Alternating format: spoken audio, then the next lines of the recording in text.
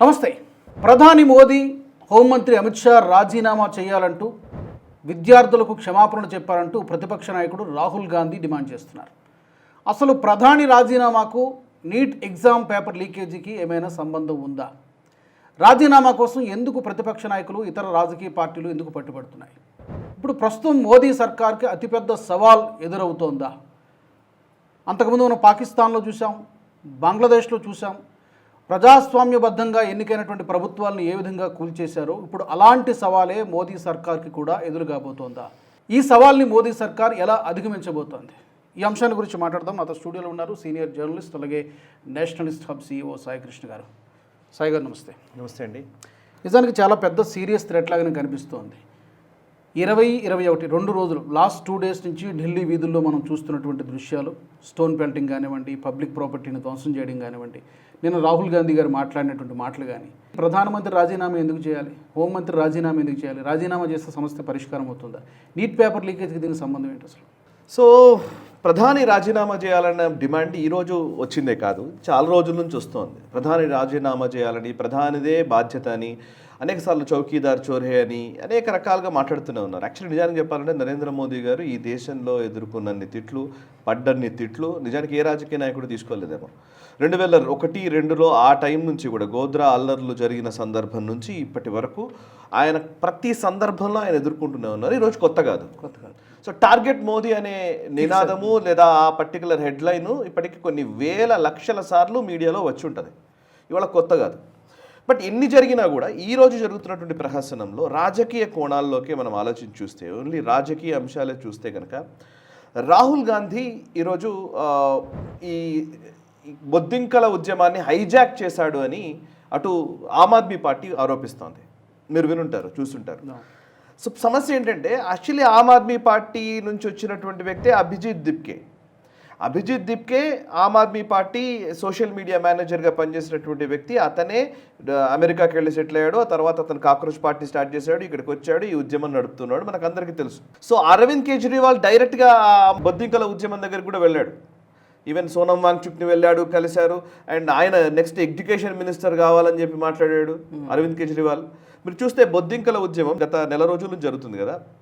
నెల రోజుల నుంచి జరుగుతున్నటువంటి అసలు బొద్దింకల పార్టీ ఏర్పడినప్పటి నుంచి ఇప్పటి వరకు అడపాదడప 1-2 సార్లు ఎవరైనా కాంగ్రెస్ నాయకులు మాట్లాడి ఉంటారేమో తెలియదు కానీ, బట్ కాంగ్రెస్ ఇంటెన్షనల్లీ ఈ బొద్దింకల ఉద్యమంలో పాల్గొనట్లేదు. మీరు అబ్జర్వ్ చేయండి. అక్కడ AISA all India students association ఉంది, అండ్ SFI ఉంది, AISF ఉంది, విద్యార్థి సంఘాలు. NSUA లేదు, యూత్ కాంగ్రెస్ లేదు. NSUA విద్యార్థి విభాగమే కదా. NSUA లేదు, ABVP లేదు. ABVP అంటే ఎట్లాగో ఉండదు, భారతీయ జనతా పార్టీ అనుబంధంగా ఉంటుంది కాబట్టి. బట్ NSUA లేదు. ఓకే, సో ఎందుకు NSUA లేదు? నెంబర్ 1. నెంబర్ 2, లాస్ట్ 1 month నుంచి చూస్తే రాహుల్ గాంధీ ఆల్టర్నేట్గా ప్రత్యామ్నాయంగా నీట్ విద్యార్థులతో సపరేట్ సభ నిర్వహించారు రాజస్థాన్లో. అంతేగాని ఈ ప్రొటెస్ట్కి రాలే. జంతర్ మంతర్ దగ్గర జరుగుతున్నటువంటి ప్రొటెస్ట్లో ఒక్కసారి కూడా రాహుల్ గాంధీ పాల్గొనలేదు. Okay, last 1 monthలో. అండ్ అంతేకాదు, ఇప్పుడు ఈ ఉద్యమం జరుగుతున్న టైంలో లాఠీచార్జ్ జరిగిన సందర్భంలో కూడా CJP కాక్రోచ్ జనతా పార్టీ అనే పేరు అసలు ప్రస్తావించలేదు రాహుల్ గాంధీ. విద్యార్థుల ఉద్యమము, వాళ్ళపైన దాడులు జరుగుతున్నాయి, దానికి వ్యతిరేకంగా మేము వస్తున్నామని అంటున్నాడు.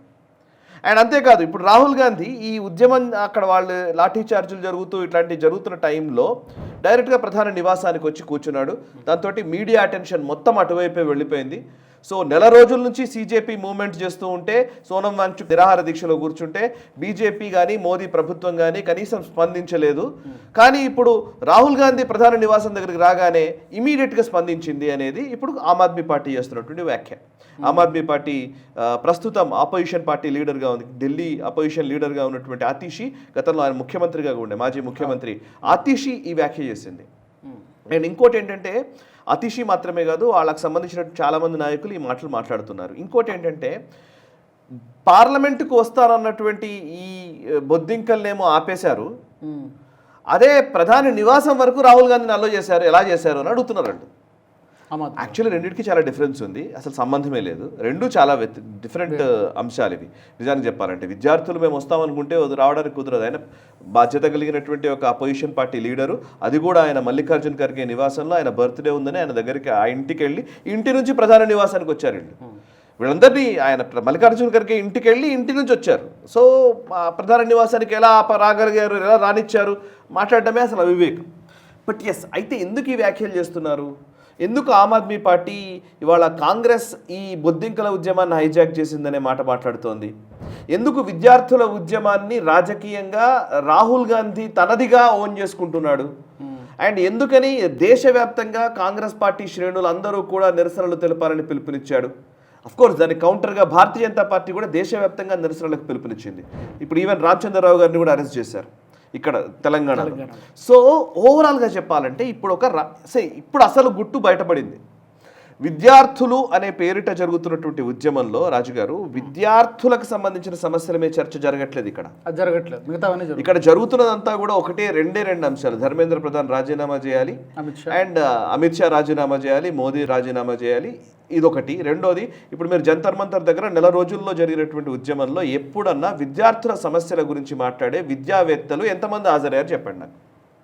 ఒక ఐఐటి ప్రొఫెసర్ వచ్చాడా, ఓ వైస్ ఛాన్సలర్గా పనిచేసిన వ్యక్తి వచ్చారా, లేకపోతే సుప్రీంకోర్టు జడ్జి వచ్చాడా? నిజంగా ఎఫిషియంట్ ఎమినెంట్ పర్సనాలిటీస్ ఎంతమంది వచ్చారు చెప్పండి లాస్ట్ 1 monthలో? ప్రకాష్ రాజ్ వచ్చాడు, అరుంధతి రాయ్ వచ్చింది, మేధా పాట్కర్ వస్తుంది, ఓకే, ఇంకెవరో వీళ్ళు వచ్చారు, శ్రీనగర్ నుంచి ఎవరో స్టాండప్ కమీడియన్ వస్తాడు, కునాల్ కమ్రానా, ఎవరో స్టాండప్ కమీడియన్స్ వస్తారు. ఆ రోడీస్, అదొక రోడీస్ ప్రోగ్రామే చెత్త ప్రోగ్రామ్. అది పూర్తిగా ఒక రకంగా చెప్పాలంటే అందులో ఉన్నంత దరిద్రమైన భాష ఇంకెక్కడా ఉండదు. ఎప్పుడు బీప్ లేసేటువంటి రోడీస్ వాడు వచ్చి వాళ్ళ కూర్చుంటాడు, ఓకే. ప్రకాష్ రాజ్ వచ్చి మాట్లాడతారు, వీళ్ళు విద్యార్థులు అంటారు. విద్యార్థుల ఉద్యమం గురించి, విద్యార్థుల సమస్యల మీద ఏం చర్చ జరిగింది చెప్పండి నాకు. లాస్ట్ 1 monthలో ఒక్క క్వాలిటేటివ్ ఆర్గ్యుమెంట్ చెప్పండి నాకు. నో, అందరి ఆర్గ్యుమెంట్ ఒకటి. అక్కడ ఎల్జీబీటీక్యూ ఉద్యమాల గురించి మాట్లాడతారు, ముస్లింల గురించి మాట్లాడతారు, అల్లానే అన్నిటికీ ముఖ్యమని మాట్లాడతారు, కశ్మీర్ భారతదేశంలో పార్టీ కాదని చెప్పి మాట్లాడతారు, ఆజాదీ నినాదాలు చేస్తారు, తుక్కడే నినాదాలు చేస్తారు. వీళ్ళే కదా అక్కడ ఉన్నదంతా. ఒక్కరు కూడా అక్కడ ఉన్న వాళ్ళెవరు విద్యా విధానం గురించి, నిజమైన సంస్కరణ గురించి మాట్లాడిన ఒక్క ఆర్గ్యుమెంట్ కూడా లాస్ట్ 1 monthలో రాలేదు.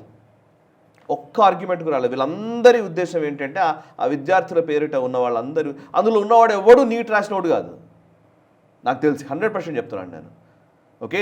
నీట్ టాపర్ ఇంటర్వ్యూలు చేశారు నేషనల్ ఛానల్స్లో, వీటిల్లో నీట్ టాపర్ అతని పేరు ఏదో ఉంది. అతను ఏం చెప్పాడు సార్, నీట్ ఎగ్జామ్ అయిపోయిన తర్వాత రీటెస్ట్ పెడతామన్నారు, ఇమీడియట్లీ నేను నా చదువులో నిమగ్నం అయిపోయాను, అందుకే నేను టాపర్ కాగలిగాను అన్నాడు. చాలామంది విద్యార్థులందరూ వాళ్ళ చదువుల్లో నిమగ్నం అయిపోతారు. వీళ్ళది ఏంటంటే వీళ్ళకి రాజకీయ అవసరం, ఇది రాజకీయ అవసరం కోసం విద్యార్థుల్ని వాడుకుంటారు, అది లెక్క అస్తిత్వం. ఎస్, సో ఈ విద్యార్థుల ఉద్యమం ఇటువైపు ఇది ఉంది. ఇదే టైంలో ఇప్పుడు ఇదే అదునుగా చూసుకుని రాహుల్ గాంధీ ఇప్పుడు పొలిటికల్ స్కోరింగ్ పాయింట్స్ కావాలి కదా, సో ఆయన పొలిటికల్ స్కోరింగ్ పాయింట్స్ కోసం ఆయన బయటకు దిగాడు. సో అది కూడా ప్రధాని నివాసం దగ్గరికి వెళ్ళి మాట్లాడాడు. ఇప్పుడు నేను ఒక ప్రశ్న అడుగుతున్నాను, విద్యార్థుల మీద అట్లా లాఠీ చార్జ్ చేస్తారు, అలా ఎలా జులుం ప్రదర్శిస్తారని మాట్లాడుతున్నారు కదా, అసలు నిజంగా కొంచెమన్నా ఆత్మసాక్షి అనేది ఉంటే కాంగ్రెస్ నాయకులు సమాధానం చెప్పాలి దీనికి. ఆత్మసాక్షి ఉంటే విద్యార్థుల మీద లాఠీలు ఎలా జులిపిస్తారని మాట్లాడుతున్నారు కదా. ఉస్మానియా యూనివర్సిటీలో జరిగింది ఏంటండి, కాకతీయ యూనివర్సిటీలో జరిగిందేంటి? 1000 మందికి పైగా విద్యార్థులు బలిదానాలు చేశారు తెలంగాణ కోసం. ఒక్కసారన్నా సోనియా గాంధీ గారు మాట్లాడారా? ఒక్కసారన్నా సోనియా గాంధీ పేరు రాసి చచ్చిపోయినారు ఇక్కడ విద్యార్థులు ఉస్మానియా యూనివర్సిటీలో. ఏం మాట్లాడుతున్నాం మనము? విద్యార్థుల గురించి ఏం మాట్లాడుతున్నాం? విద్యార్థుల మీద లాఠీ చార్జ్ జరిగినప్పుడు ఏమైంది, బాష్పవాయు గోళాలు ప్రయోగించినప్పుడు ఏమైంది, అండ్ లాఠీ చార్జ్ నేను డైరెక్ట్ రిపోర్ట్ చేశాను, విద్యార్థులు రాళ్ల దాడులు చేసే సందర్భాలు కూడా ఉన్నాయి ఆ టైంలో అనుకో. సో మనము అంటే ఒకే వాదన వినిపిస్తాను అంటే కుదరదు, చేయడానికి కూడా రీజన్ ఉంది. వాళ్ళ మీద దాడులు చేశారు కదా, పోలీసుల మీద రాళ్ళ దాడి చేశారు కదా, పబ్లిక్ ప్రాపర్టీని ధ్వంసం చేస్తున్నారు. పోలీసుల మీద దాడులు జరిగినాయి, పోలీసుల మీద దాడులు జరిగితే పోలీసులు ఆటోమేటిక్గా రిటాలియేట్ చేస్తారు, నో డౌట్ అబౌట్. స్టేట్ అలాగే బిహేవ్ చేయాలి. జర్నలిస్టుల మీద నేనేమంటారంటే స్టేట్ ఎప్పుడు అలాగే బిహేవ్ చేయాలి. మన దేశంలో ప్రాబ్లం ఏంటంటే మనము ప్రజాస్వామ్యం పేరిట, రాజ్యాంగం పేరిట, మనకు హక్కుల పేరిట మనం ఓవర్ ఫ్రీడమ్ గురించి మనం మాట్లాడతాం. No, it's not. సో మనం అలా చేయడానికి వీల్లేదు ఎవరైనా సరే. అరే ఒక రూల్ ఆఫ్ లా మనకు ఉంది, ఒక ఆర్డర్ని మనం పెట్టుకున్నాము, ఆర్డర్కి విరుద్ధంగా ఎవరు పోదామన్నా కానీ వాళ్ళు ఇప్పుడు సింపుల్ లాజిక్, విద్యార్థులు అలో చేశారనుకోండి పార్లమెంట్ దగ్గరికి, వీళ్ళని అలో చేస్తే అందులో ఎవడో అరాచక శక్తి వస్తాడు.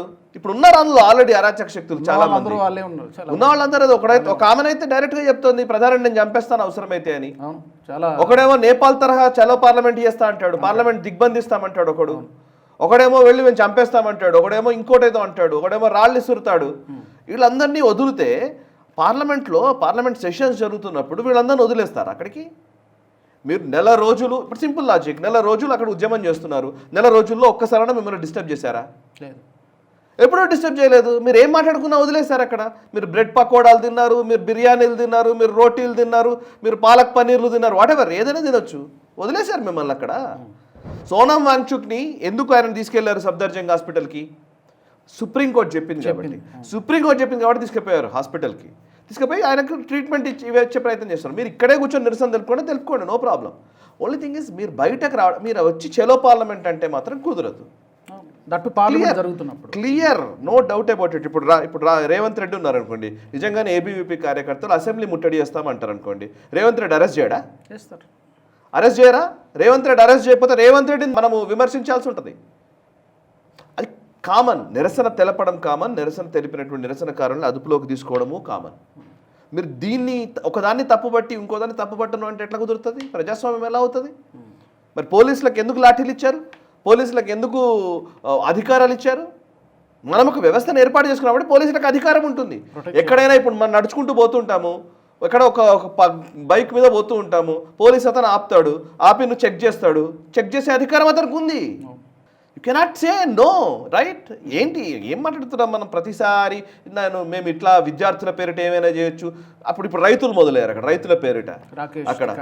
అసలు అమెరికాకి భారత్కి ఇంకా డీలే జరగలేదు, ఆ డీల్ జరుగుతుంది. ఆ డీల్లో మీరు అమెరికా రైతుల కోసమని మీరు డీల్ చేసుకుంటారు అని వీళ్ళే అసలు డిసైడ్ అయిపోయారు మొత్తం. ఒకవేళ నిజంగానే డొనాల్డ్ ట్రంప్ ఒత్తిడికే మోదీ తలొగ్గినట్లయితే కనుక ఇంత దూరం రాకనే పోయిన సంవత్సరమే డీల్ అయిపోయి ఉండేది. పోయిన సంవత్సరం డీల్ అయిపోయి ఉండదు కదా. డొనాల్డ్ ట్రంప్ ఎందుకు మోదీని పదే చీకాకు పెడుతూ ఉంటాడు, పదే మనల్ని అవమానించే విధంగా మాట్లాడుతూ ఉంటాడు? ఎందుకు మాట్లాడుతున్నాడు? అసీం మునీర్ని ఎందుకు పిలుచుకున్నాడు? నరేంద్ర మోదీ ఫస్ట్ టైం కలిసినప్పుడే, డొనాల్డ్ ట్రంప్ ప్రెసిడెంట్ అయిన మొదటి వారం 10 రోజుల లోపల కలిసినటువంటి కీలక నాయకుల్లో మోదీ ఒకరు. గ్రాండ్ వెల్కమ్ పలికారు మోదీకి ఓవల్ ఆఫీస్లో. ఈయన కనుక సరెండర్ అయిపోయినట్టయితే అప్పుడే సంతకం పెట్టొచ్చేవాడు. ఈయన సరెండర్ కాలేదు కాబట్టే భారతదేశపు రైతుల పక్షాన ఉండి వీళ్ళకి అన్యాయం జరగకూడదు, వాళ్ళ అగ్రో ప్రొడక్ట్స్ ఒప్పుకోమని అన్నాడు కాబట్టి కదా గొడవ ఇదంతా జరుగుతుంది. కానీ వీళ్ళ అసెంప్షన్ ఏంటి? మోదీ సరెండర్ అయిపోయాడు అని చెప్పి ఇక్కడ రైతుల పేరిట ఉద్యమం అంటారు. సో అంటే ఇదంతా ఏంటంటే పొలిటికల్ స్కోరింగ్ పాయింట్స్ కోసం పనిచేస్తున్నారు. ఇక్కడ నేను మొదలు చెప్తున్నాను, plan A Rahul Gandhi, plan B Arvind Kejriwal, plan C Sonam Wangchuk. ఈ మొత్తం ఈ సిస్టమ్, ఈ అనార్కీ క్రియేట్ చేసేటువంటి వ్యక్తులు, విద్యార్థులు లేదంటే రైతులు. అయితే సరే, ఇక్కడ మీరు పొలిటికల్ స్కోరింగ్ కోసం రాహుల్ గాంధీ ప్రయత్నం చేస్తుంది, డెఫినెట్గా ఉంటుంది. ఇది పొలిటికల్ స్కోరింగ్ మాత్రమే అయితే పర్వాలేదు, కానీ ఎక్స్టర్నల్ ఫోర్సెస్తో కోఆర్డినేటెడ్గా ఏమైనా పనిచేస్తున్నట్టయితే అది ఇంకా చాలా ప్రమాదం కదా. ఇప్పుడు ఇక్కడ ప్రభుత్వానికి రెజ్యూమ్ చేంజ్ అనేటువంటి మాట మనం తరచుగా మాట్లాడుకుంటూ ఉన్నాం. ఇక్కడ కూడా ఆ స్థాయిలో ప్రమాదం ఉందా? ఈ 2-3 రోజుల నుంచి జరిగినటువంటి పరిణామాలు చూస్తే అది రాహుల్ గాంధీకి తెలిసే జరుగుతుందా? ఇతను కూడా ఆ నెట్వర్క్లో, ఆ టూల్ కిట్లో భాగంగా ఉన్నాడా? లేకపోతే కేవలం పొలిటికల్ మైలేజ్ కోసం మాత్రమే కాంగ్రెస్ పార్టీ ఏదో ఒకటి చేయాలి, కార్నర్ చేయాలి కాబట్టి చేస్తున్నారు? ప్రతి సెషన్స్లో ప్రతిసారి Rahul Gandhi hit and run చేస్తూ పోతుంటాడు. హిట్ చేస్తాడు, రన్ చేస్తాడు, అంతే, పరిగెడతాడు అంతే. దానికి సమాధానం చెప్పడు. మోదీ సమాధానం చెప్పాలనే వాళ్ళందరికీ నేను అడుగుతున్నాను, రాహుల్ గాంధీ ఏ ప్రశ్నకు సమాధానం చెప్పాడో మనం సమాధానం అనుకోవాలి. రాహుల్ గాంధీ ఏ ప్రశ్నకు సమాధానం చెప్పండి? నేను సీరియస్ అడుగుతున్నాను. రాఫెల్ యుద్ధ విమానాల కొనుగోలులో అవినీతి జరిగింది అన్నాడు, చౌకీదార్ చోర్హే అన్నాడు. ఇది ప్రూవ్ చేయమనండి. రాఫెల్ యుద్ధ విమానాల్లో అవినీతి జరిగిందని ప్రూవ్ చేయమని చెప్పండి. There is no proof. వెళ్ళిపోయాడు. సర్జికల్ స్ట్రైక్స్కి ప్రూఫ్ అడిగాడు. ఊరి తర్వాత సర్జికల్ స్ట్రైక్స్ చేశారు. ఆర్మీ చీఫ్ వచ్చి మేము సర్జికల్ స్ట్రైక్స్ చేశామని చెప్పాడు. చెప్పగానే ప్రూఫ్స్ ఏంటి అని అడిగారు.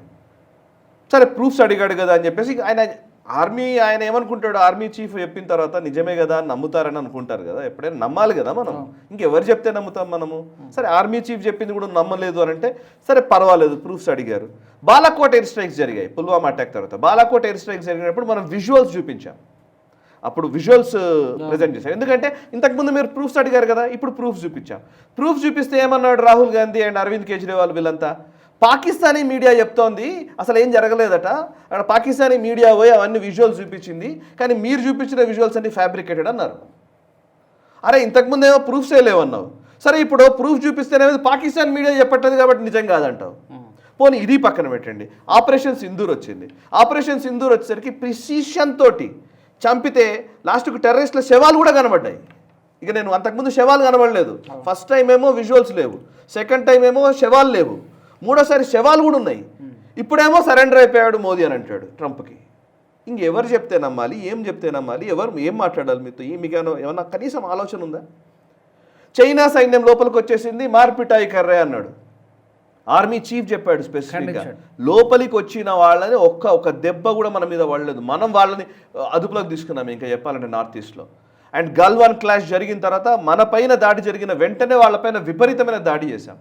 వాడు ఒక ట్యాంక్ని లోపలికి దింపే ప్రయత్నం చేస్తే మనం 10 ట్యాంకులు దింపాం. డిప్లాయ్మెంట్ విపరీతంగా చేశాం మనం. వాళ్ళు బ్రిడ్జిలు కడుతూ ఉంటే ఇవన్నీ బ్రిడ్జిలు కడుతున్నారు, వాళ్ళు రోడ్లు నిర్మిస్తున్నారు, గ్రామాలు నిర్మిస్తున్నారు అన్నాడు. డైరెక్ట్గా ప్రూఫ్సే ఉన్నాయి. వాడు ఎక్కడెక్కడైతే చైనా వాళ్ళు గ్రామాలు ఆ బ్రిడ్జిలు నిర్మిస్తున్నారో అవన్నీ 1962లో ఆక్యుపై చేసుకున్న ప్లేసెస్. 62లో ఎవరు ఆక్యుపై చేసుకున్నారయ్యా? నెహ్రూ టైంలో కదా ఆక్యుపై అయింది అవన్నీ అని చెప్తే అవి మళ్ళీ దాని గురించి మాట్లాడాడు. అంటే అవుట్ అంతే, ఇంకా రాఫెల్ అయిపోయింది. ఇప్పుడు సిఏఏ సిటిజన్షిప్ అమెండ్మెంట్ యాక్ట్ వచ్చింది 2019లో. అప్పుడేం మాట్లాడారు? సిఏఏ భారతదేశంలో ఉన్న ముస్లింలకు వ్యతిరేకంగా వచ్చినటువంటి చట్టం ఇది, దీన్ని మేము ఖండిస్తున్నామన్నాడు. భారతదేశంలో ఉన్నటువంటి ఒక్క ముస్లింకైనా సిఏఏ వల్ల పౌరసత్వం పోతుందా? చెప్పండి సమాధానం అంటే చెప్పరు. నో, అంటే షహీన్ బాగ్ అల్లర్లు అవి ఇవి మాట్లాడతారు. సిఏఏ వల్ల ఇక్కడ ఉన్నవాడికి ఏం ప్రాబ్లము? ఎక్కడో పాపం బయట దేశంలో ఉన్నటువంటి హిందువుల్ని, క్రిస్టియన్లను, మైనారిటీలను తెచ్చుకోవడానికి ఉపయోగపడుతుంది, ఇక్కడ ఉన్నవాడి పోయేది కాదు. నో నో నో అంతే, మేము అన్నామా అయిపోయింది అంతే, మీరు ఒప్పుకోవాల్సిందే. ఇది Rahul Gandhi style. NRC national register of citizens అనగానే కాగజ్ నహీ దిఖాయంగే అన్నారు, కాగజ్ నహీ దిఖాయంగే, కాగజ్ నహీ దిఖాయంగే అన్నారు. ఇవాళ రేవంత్ రెడ్డి వాళ్ళ పొద్దున అంటున్నాడు ఎస్ఐఆర్లో మనం అందరం చాలా జాగ్రత్తగా మనం పాల్గొన్నారంటారు. కాగజ్ చూపించారండి, కాగితాలు చూపించట్లేదా? కాగజ్ నహీ దిఖాయంగే అన్నారు కదా, ఇప్పుడు ఎస్ఐఆర్ ఎన్యూమరేషన్లో ఎందుకు పాల్గొంటున్నారు? పాల్గొనమని చెప్పండి చూద్దాం. సో అంటే ఎవరిని మీరు మోసం చేస్తూ ఉంటారు? ఇంకోటి, ఫార్మర్స్ ప్రొటెస్ట్ టైంలో ఫార్మర్స్ లా వల్ల మొత్తం ఫార్మర్స్ మొత్తం నాశనం. సరే ఇప్పుడు మోదీయే వచ్చి ఇంకా పోనీ నేను దేశం కోసం వదిలేస్తున్నానని చెప్పాడు, అది వెనక్కి తీసుకున్నాడు. ఇప్పుడు నీట్ విషయంలో ఇదే గొడవ. అండ్ ఇలా ఎన్నిసార్లు హిండెన్బర్గ్ రిపోర్ట్ వచ్చింది, అప్పుడు అంటే హిండెన్బర్గ్ సంస్థనే పోయింది, ఇవాళ సంస్థనే లేదు. ఓకే, మొన్న మధ్య మీరు గుర్తుంటే పోయిన పార్లమెంట్ సెషన్స్ అప్పుడు జనరల్ నరవాణే గారు పుస్తకం రాశారు. ఆ పుస్తకంలో చెప్పారు మోదీ ప్రభుత్వం సపోర్ట్ చేయలేదని అని చెప్పి పుస్తకం పట్టుకొని తిరిగాడు. ఆ పార్లమెంట్ సెషన్స్ మొత్తం అవుట్ అయిపోయినాయి ఒక్క పుస్తకం చుట్టూతా. ఏమైంది? జనరల్ నరవాణే గారు డైరెక్ట్గా ఇంటర్వ్యూలోనే చెప్పారు మోదీ ప్రభుత్వం నాకు పూర్తి స్వేచ్ఛనిచ్చింది, ఈ పాలిటిక్స్లోకి మమ్మల్ని దింపకండి అని. జనరల్ నరవాణే పేరు చెప్పి ఒక సెషన్ మొత్తం నాశనం, ఇప్పుడు ఈ సెషన్ నాశనం. సో అంటే పాయింట్ ఏంటంటే వీళ్ళు బాధ్యత కలిగినటువంటి ప్రతిపక్ష నాయకుడా? నేను చాలా సీరియస్గా ఈ మాట అంటున్నాను. నేను ఎక్కడో చూస్తున్నాను విజువల్, మినిస్టర్ మాట్లాడుతున్నాడు ప్రెస్ ముందు వచ్చి, మినిస్టర్ మాట్లాడుతుంటే రాహుల్ గాంధీ పక్క వచ్చి నిలబడతాడు. అరే ఏం ర్యాగింగ్ అసలు? What is this non sense? I don't understand. So political party నాయకులు ఇంత ఇమ్మెచ్యూర్గా మాట్లాడడం ఏంటి? ఇది ఏం చేస్తున్నారు? ఎక్కడికి పోతున్నాం మనము? సరే, అయితే ఇప్పుడు 2 విషయాలు జరుగుతున్నాయి సార్. ఒకటి పొలిటికల్ వార్ జరుగుతోంది, 2 ఇంటర్నేషనల్ కాన్స్పిరసీ జరుగుతోంది. ఈ ఎపిసోడు ఈ ప్రయత్నంలో ఎంతవరకు వెళ్తుంది? ఈ పార్లమెంటు సమావేశాలు ముగిసే వరకు ఈ రాద్ధాంతం ఇలా జరుగుతూనే ఉంటుందా, లేకపోతే ఆల్రెడీ ఛేదించేసిందా మన ప్రభుత్వం, కేంద్రం?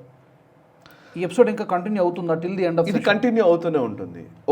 వాళ్ళ బేసికలీ ఇందులో మీకు మోడస్ ఆఫ్ ఆపరెండి అంటారు. దీన్ని మోడస్ ఆపరెండి ఎట్లాంటిది అని అంటే, ఒక ఇష్యూ కాకపోతే ఇంకో ఇష్యూ కాకపోతే ఇంకో ఇష్యూ. ఇదేంటంటే కంటిన్యూస్గా ఈ ప్రాసెస్ నడుస్తూ ఉంటుంది. మీరు వ్యక్తులు మారుతూ ఉంటారు, ప్లేయర్స్ మారుతూ ఉంటారు, వ్యవస్థలు కొన్ని సంస్థలు మారుతూ ఉంటాయి, కానీ ఈ నిరసనల పర్వం కొనసాగుతూనే ఉంటుంది. 2014 నుంచి గమనిస్తే మొదట అవార్డు వాపసీతో మొదలైంది. అవార్డు వాపసీలు ఇవ్వడం మొదలుపెట్టారు. ఓకే, అది పోయింది. అవార్డు వాపసీల తర్వాత వచ్చింది అఖ్లాక్ అనేవాడిని ఒకరిని చంపారని మాబ్ లించింగ్ అని ఒకటి ఎత్తుకున్నారు. ఇంటాలరెన్స్ అనే మాటను ఒకటి పుట్టించారు. మాబ్ లించింగ్ జరుగుతుంది అన్నారు. అది పక్క జరిగింది. అది అయిపోయినాక రఫేల్ గురించి మాట్లాడారు. రఫేల్ యుద్ధ విమానాల కొనుగోలులో ఏదో అవినీతి జరిగిందన్నారు. అది కొంతకాలం నడిచింది. చౌకీదార్ చోర్ హే అని అది అవుట్ అయిపోయింది. సిఏఏ వచ్చింది, సిఏఏ అవుట్ అయిపోయింది. ఎన్ఆర్సీ వచ్చింది, అది అవుట్ అయిపోయింది. ఫార్మర్స్ ప్రొటెస్ట్ వచ్చింది, అది పోయింది. ఇప్పుడు దాన్ని మళ్ళీ పెంచే ప్రయత్నం చేస్తున్నారు. సో ఇప్పుడు షహీన్ బాగ్ అల్లర్లు జరిగాయి అప్పుడు, ఓకే. ఆ తర్వాత పిఎఫ్ఐ నెట్వర్క్ తోటి ఒక రకమైనటువంటి యాక్టివిటీ క్రియేట్ చేసే ప్రయత్నం చేశారు. ముస్లింలు చాలా అన్సేఫ్గా ఉన్నారు, ముస్లింలు చాలా అభద్రతలో ఉన్నారనేది ఒకటి క్రియేట్ చేశారు. అది వర్కౌట్ కావట్లేదు. ఇప్పుడు లాస్ట్కి వస్తే ఇప్పుడు నీట్ అనేది దొరికింది విద్యార్థుల పేరిట. ఈ విద్యార్థులతోటి కొన్ని రోజులు నడిపించాలి. సో నిజంగా విద్యార్థుల సమస్యలు మాట్లాడుతున్నారా అంటే విద్యార్థుల సమస్యలు నిజంగా విద్యార్థుల సమస్యలు నేను డైరెక్ట్ చెప్తున్నానండి. ఇప్పుడు నేను ఇవన్నీ నేను విత్ స్క్రీన్ షాట్స్ మనం ఇవ్వచ్చు. లాస్ట్ 1 yearలో జరిగినటువంటి పేపర్ లీక్లు, ఇది ఒక నీట్ ఒకటే కాదు నేను మాట్లాడేది. లాస్ట్ 1 yearలో ఇండి కూటమిలో భాగస్వామ్య పక్షాలు ప్రభుత్వాలు నడుపుతున్నటువంటి రాష్ట్రాల్లో జరుగుతున్నటువంటి లెక్కలు, ఓకే.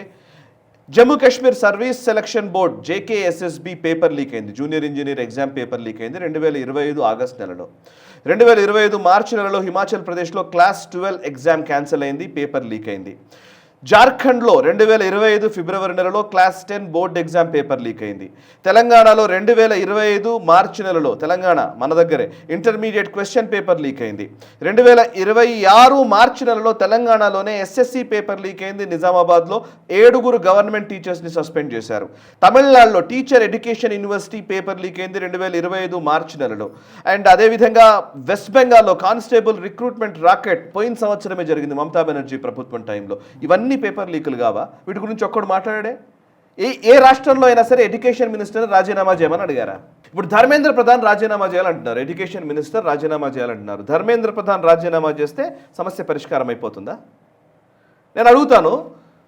ఇప్పుడు ఆయా రాష్ట్రాల్లో మర్డర్లు జరుగుతున్నాయి. ఇక ప్రతి మర్డర్కి హోమ్ మినిస్టర్ రాజీనామా చేయాలి.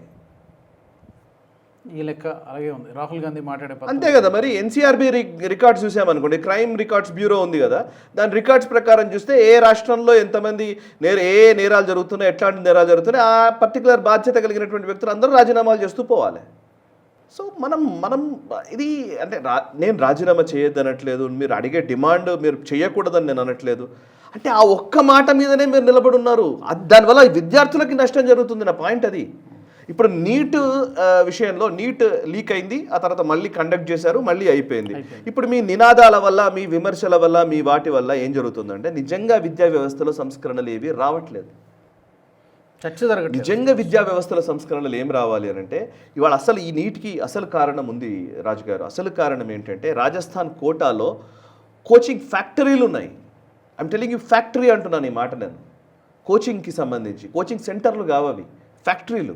ఎలాంటి ఫ్యాక్టరీలు అంటే ప్రతి సంవత్సరం ఒక కోటాలోనే 2,50,000 మంది, సుమారుగా 2,50,000 మంది ఏదో ఒక ఎంట్రన్స్ ఎగ్జామ్ కోసం కోచింగ్ కోసం జాయిన్ అవుతారట. అందులో కేవలం నీట్ కోసం యావరేజ్గా చెప్పాలంటే 1,00,000 మంది జాయిన్ అవుతారు. ఓన్లీ నీట్ కోసం 1,00,000 మంది కోటా కోచింగ్ సెంటర్లోనే జాయిన్ అయ్యే వాళ్ళు ఉన్నారు. ఏంటి అంటే ఇప్పుడు మన దగ్గర కూడా ప్రాబ్లం ఏంటంటే అయితే ఎంసెట్ రాయాలి, లేదా ఏదో ఎగ్జామ్ రాయాలి, రాసిన తర్వాత ఇంజనీర్ అవ్వాలి, డాక్టర్ అవ్వాలి, లేకపోతే ఐఐటీలోకి వెళ్ళాలి, లేకపోతే ఎన్ఐటీలో చదువుకోవాలి. వీటి మీదనే మనం ఫోకస్ చేసి తల్లిదండ్రులకు ప్రెషరు, తల్లిదండ్రుల వల్ల పిల్లలకు ప్రెషరు, ఈ రెంటి వల్ల కోచింగ్ సెంటర్లకు లాభాలు, వ్యాపారము. మళ్ళీ దీనికి మొత్తం ఒక ప్రైవేటు స్కూళ్ళకు సంబంధించి చూస్తే ఇవాళ మన తెలంగాణలో కానీ ఆంధ్రప్రదేశ్లో కానీ మన దగ్గర ఉన్నటువంటి స్కూళ్ళలో ఫీజులు ఎంత ఇబ్బడిమ్మబడిగా ఉన్నాయండి. ప్రైవేట్ స్కూళ్ళ ఫీజులు ఒక్కరు మాట్లాడుతున్నారా ప్రైవేట్ స్కూల్ ఫీజుల గురించి? యాక్చువల్లీ ఎడ్యుకేషన్ అనేది కాంకరెంట్ లిస్ట్లో ఉంది. కాంకరెంట్ లిస్ట్ అంటే తెలుసు, మామూలుగా స్టేట్ సబ్జెక్టు, సెంట్రల్ సబ్జెక్ట్ అంటారు. కొన్ని ఏమో state subject, law and order state పరిధిలో ఉంటుంది, ఓకే. డిఫెన్స్ ఇట్లాంటివన్నీ స్టేట్ సెంట్రల్ పరిధిలో ఉంటాయి. ఎడ్యుకేషన్ అనేది కాంకరెంట్ లిస్ట్. విధానాల రూపకల్పన సెంట్రల్ చేస్తుంది, నిజానికి ఎడ్యుకేషన్ సంబంధించిన అన్నీ కూడా స్టేట్ చేస్తుంది. ఇప్పుడు ఈ కాంకరెంట్ లిస్ట్లో ఉన్నటువంటి రాజ్యాంగంలో కాంకరెంట్ లిస్ట్లో ఉన్నది ఇది ఎడ్యుకేషన్ డిపార్ట్మెంట్. సో ఇప్పుడు మన దగ్గర ప్రైవేట్ స్కూళ్ళ ఫీజుల గురించి మాట్లాడండి చూద్దాం. ఇప్పుడు కాంగ్రెస్ గవర్నమెంట్ ఉంది కదా, ఇక్కడ రేవంత్ రెడ్డి నిజంగా రాహుల్ గాంధీ గారికి చిత్తశుద్ధి ఉంటే ఇక్కడ ప్రైవేట్ స్కూళ్ళ ఫీజుల్ని తగ్గించమని చెప్పండి, లిమిటేషన్ పెట్టండి చూద్దాం. ఇక్కడ ఇన్స్టిట్యూషన్స్ ఉన్నాయి చూసారా, ప్రెషర్ కుక్కర్లుగా మారినటువంటి కార్పొరేట్ కోచింగ్ సెంటర్ల మీద కఠినమైన చర్యలు తీసుకోండి చూద్దాం. విద్యా వ్యవస్థ ఒక లర్నింగ్ యాప్టిట్యూడ్ ఉండే విధంగా ఉండే విద్యా వ్యవస్థను తీసుకొచ్చే ప్రయత్నం చేయండి. మీ స్టేట్ గవర్నమెంట్స్ పరిధిలో చేసి చూపించండి, సెంట్రల్లో తర్వాత మాట్లాడదాం. దానికోసం ఎన్ఈపీ వచ్చింది, నేషనల్ ఎడ్యుకేషన్ పాలసీ. కస్తూరి రంగన్ కమిటీ చాలా అద్భుతమైన సిఫారసులు చేసింది. నేషనల్ ఎడ్యుకేషన్ పాలసీ తీసుకొచ్చారు సెంట్రల్ గవర్నమెంట్ ఈ మధ్య కాలంలోనే. మనం మంచి విషయాల గురించి మాట్లాడడం బంద్ చేశాం. అసలు మనం అవసరమైన విషయాల గురించి మాట్లాడకుండా చర్చించడమే ఆపేశాం.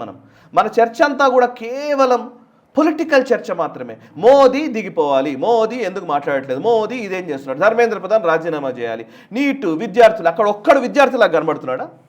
నాకైతే ఎక్కడ కనిపించట్లే. మీకు ఎగ్జాంపుల్ చెప్తా.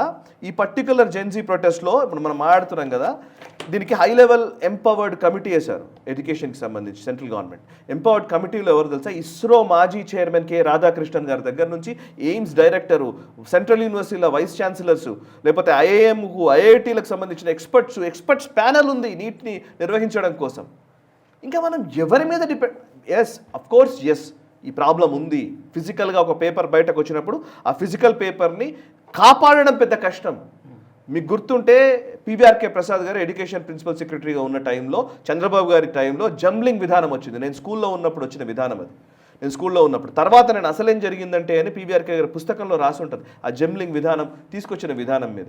చంద్రబాబు గారికి ఆ క్రెడిట్ ఇవ్వాలి డెఫినెట్గా. ఇట్లాంటి పేపర్ లీకులు విపరీతంగా 10th పేపర్ లీకులు అవి ఇవి జరుగుతున్న టైంలో ఆయన జంబ్లింగ్ విధానం తీసుకొచ్చారు ఇంటర్మీడియట్ బోర్డుకి సంబంధించి. అప్పుడు ఆ తర్వాత మనం చాలా వాటిల్లో ఆ జంబ్లింగ్ అమలు చేశాం. అంటే 3 సెట్లు తయారు చేస్తారు, అందులో ఏ సెట్ ఓపెన్ చేయాలో లాస్ట్ మినిట్లో చెప్తారు. ఇట్లా ఏదో జంబ్లింగ్, ఎప్పుడు ఏ పేపర్ వస్తుందో తెలియదు.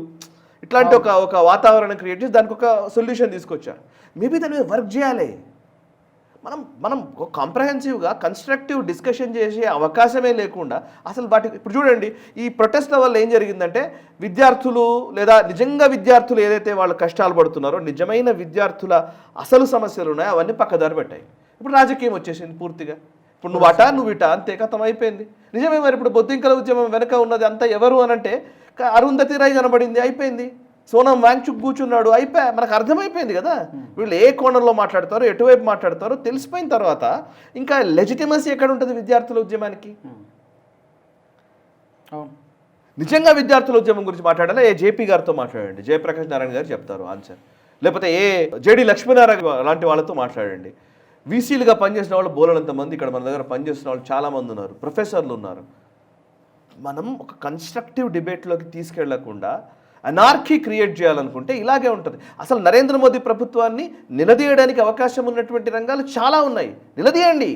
నేను కూడా అదే అడుగుతున్నాను. ఉస్మానియా యూనివర్సిటీ ఉంది, లేదా కాకతీయ యూనివర్సిటీ ఉంది, ఎన్ఐటీ ఉంది, ఏదైనా సరే ఒక యూనివర్సిటీ నుంచి ఇంజనీరింగ్ స్టూడెంటో ఇంకోడో బయటకు వచ్చిన వెంటనే వాడు ఏం చదువుకున్నాడు, నిజంగా వాళ్ళకి మార్కెట్ ఎక్స్పోజర్ ఉందా లేదా చర్చిద్దాం. రీసెర్చ్ మీద ఎంత ఖర్చు చేస్తున్నాం చర్చిద్దాం. రీసెర్చ్ అండ్ డెవలప్మెంట్ మీద మన ఖర్చే తక్కువ లేదు మన దగ్గర, మనం ఖర్చు పెట్టాలి, వాటి మీద చర్చిద్దాం. స్టార్టప్ ఎకో సిస్టమ్ బిల్డ్ కావాలి, దాని మీద చర్చిద్దాం. ఇన్నోవేషన్కి తగ్గ వాతావరణం బిల్డ్ చేయాలి, చర్చిద్దాం. అసలు బేసికల్లీ అసలు స్కూల్లో నుంచే మనిషి పరిపక్వత సాధించే దిశగా, అంటే మనిషి ఒక మంచి మనిషిగా ఎదగడానికి కావాల్సినటువంటి సామాజిక అంశాల మీద స్పృహ కల్పించే విధంగా వాడిని తయారు చేద్దాం. ఇవన్నీ ఎవరు మాట్లాడరు, ఇవన్నీ మాట్లాడరు. కేవలం విద్యార్థులు అంటారు, విద్యార్థులు.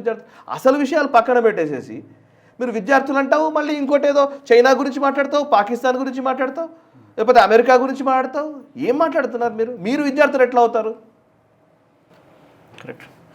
సో ఫైనల్లీ సార్, ఈ రిజీమ్ చేంజ్ అనే కాన్స్పిరసీలో ఇది కేవలం ఒక బెదిరింపుగానే చూడాలా? ఇఫ్ ఇట్ ఈస్ ట్రూ, ఒక బెదిరింపుగానే చూడాలా? భారత్ని తన దారికి తెచ్చుకోవడానికి చేసేటువంటి బెదిరింపేనా? Is it still on? ఇది బెదిరింపు కాదు, ఇది ఆల్రెడీ యాక్షన్ నడుస్తోంది. ఇది నో బెదిరింపులు ఎవరు చేయరండి. ఎప్పుడు కూడా వార్నింగ్స్ ఉండవు, యుద్ధమే ఉంటుంది.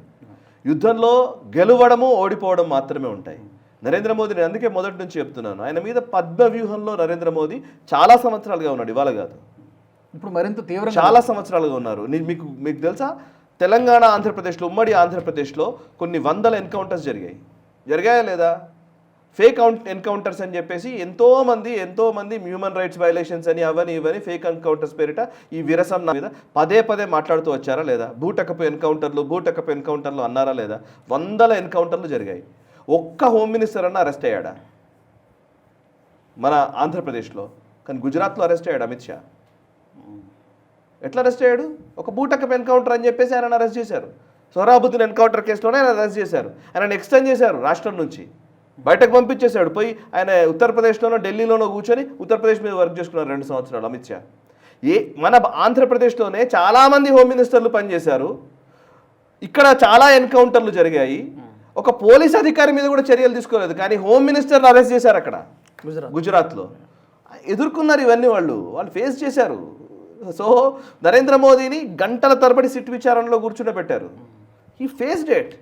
అండ్ ఆ తర్వాత అమెరికా వీసా రాకుండా చేశారు.